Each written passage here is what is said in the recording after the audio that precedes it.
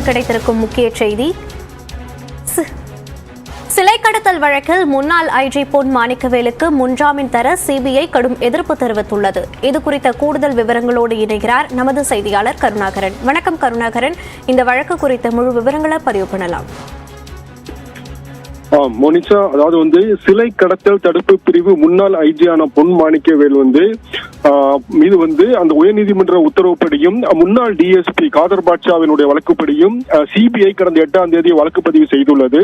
இந்த நிலையில் இந்த வழக்கில் தன்னை கைது செய்யாமல் இருக்க முன்ஜாமீன் கோரி முன்னாள் ஐஜி பொன் மாணிக்கவேல் உயர்நீதிமன்ற மதுரை கிளையில் மனு தாக்கல் செய்திருந்தார். இந்த மனு நீதிபதி பரத சக்கரவர்த்தி முன்பு விசாரணைக்கு வந்தது. அப்பொழுது சிபிஐ தரப்பில் அவருக்கு முன்ஜாமீன் வழங்க கடும் எதிர்ப்பு தெரிவிக்கப்பட்டது. காரணம் அவருக்கு முன்ஜாமீன் அவரை கைது செய்து சிபிஐ விசாரணைக்கு உட்படுத்த வேண்டியதுள்ளது. எனவே அவருக்கு முன்ஜாமீன் வழங்கக்கூடாது என்று எதிர்ப்பு தெரிவிக்கப்பட்டது.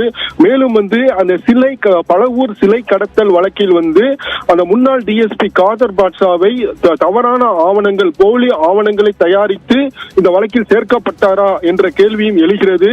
இதற்கு உண்டான ஆதாரங்கள் இருக்கிறதா என்று நீதிபதிகள் சிபிஐயிடம் கேள்வி எழுப்பினர். அப்பொழுது நீதிபதிகள் சிபிஐ தரப்பில் சீலிட்ட கவரில் ஒரு அறிக்கை தாக்கல் செய்யப்பட்டது.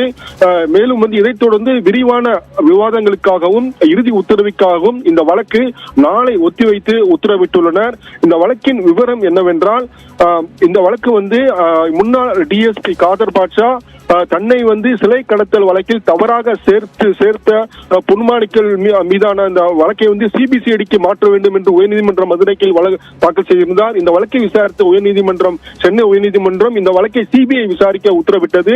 இதன் அடிப்படையில் டெல்லி சிபிஐ கடந்த சில வாரங்களுக்கு முன்பு சென்னையில் உள்ள பொன் மாணிக்கவேல் வீட்டில் சோதனை நடத்தியது. அதைத் தொடர்ந்து கடந்த 8ஆம் தேதி சிபிஐ ஐஜி பொன் மாணிக்கவேல் மீது வழக்கு பதிவு செய்துள்ளது. இந்த வழக்கில் முன்ஜாமீன் கோரியுள்ளார். அந்த வழக்கு நாளை ஒத்திவைத்து உத்தரவிடப்பட்டுள்ளது. மோனிஷா, விவரங்களுக்கு நன்றி கருணாகரன்.